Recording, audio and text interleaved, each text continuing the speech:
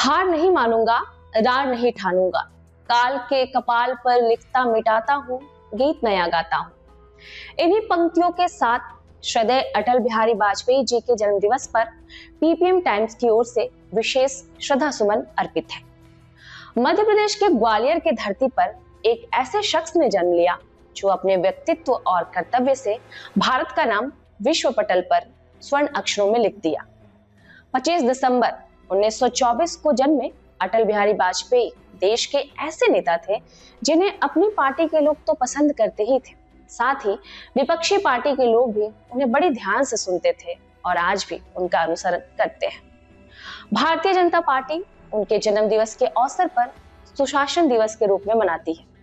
बात अटल जी के प्रधानमंत्री कार्यकाल में परमाणु परीक्षण की हो या फिर तब की हो जब देश युद्ध के संकट से घिरा था, तब क्या युद्ध के लिए हथियार का निर्माण होगा, इन सब पर दूरदृष्टि रखने वाले कोई और नहीं बल्कि देश के प्रधानमंत्री अटल बिहारी वाजपेयी थे।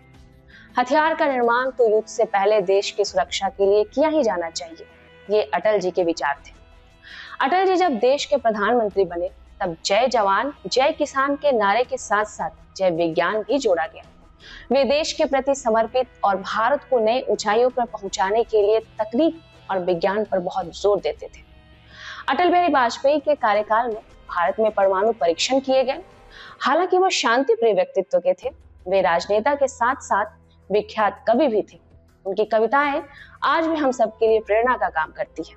उनकी भाषा की शालीनता ऐसी थी कि उनके घोर विरोधियों का भी मन मोह लेती थी। अब आइए एक नजर डालते हैं देश के पूर्व प्रधानमंत्री अटल बिहारी वाजपेयी के राजनीतिक जीवन पर। भारत के पूर्व प्रधानमंत्री अटल बिहारी वाजपेयी 3 बार भारत के प्रधानमंत्री रहे। 1996 में पहली बार वो मात्र 13 दिनों के लिए प्रधानमंत्री थे।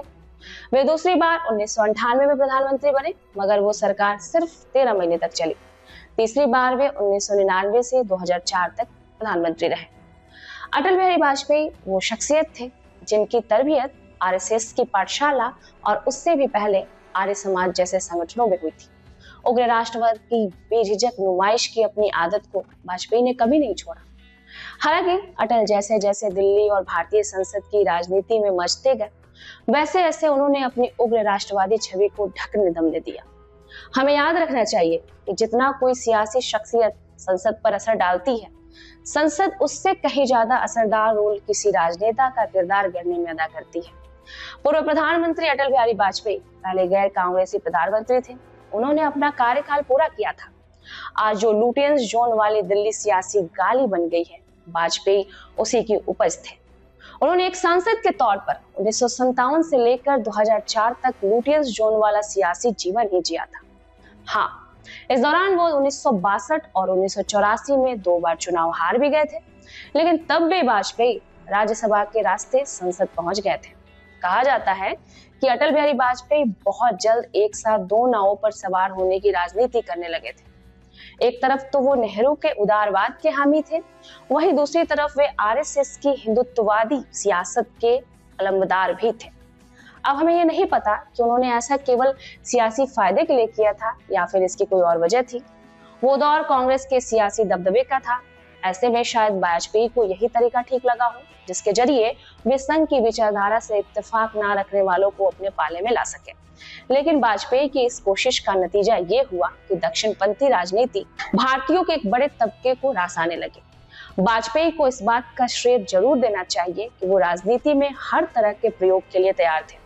उन्होंने भारतीय राजनीति में उग्र राष्ट्रवाद की भी वकालत की और बीजेपी को कांग्रेस के लोकतांत्रिक विकल्प के तौर पर भी पेश किया।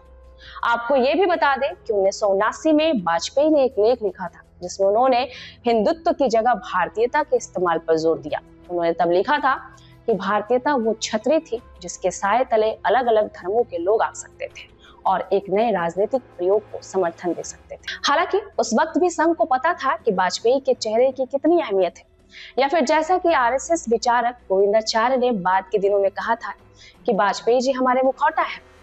संघ परिवार को उन जैसे मुखौटे की सख्त जरूरत थी ताकि वो एक हिंदूवादी राष्ट्रवादी पार्टी के अगुवा बने, क्योंकि उस वक्त वाजपेयी की स्वीकार्यता आज के मुकाबले बहुत कम थी।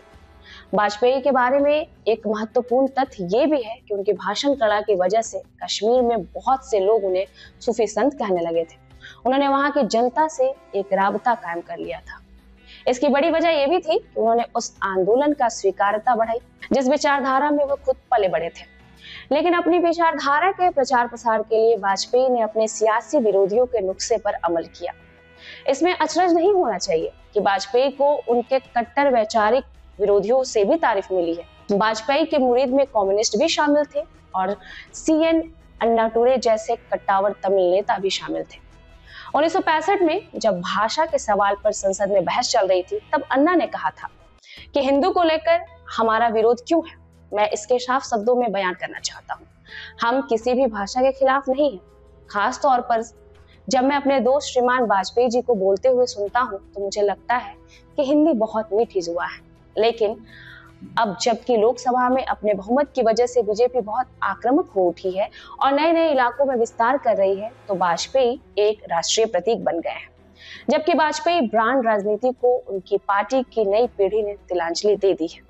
आखिरी में हम यही कहेंगे कि अटल जी से जुड़ी अनेक स्मृतियां करोड़ों लोगों के मानस पटल पर उभरी है, जो आज भी अमर है।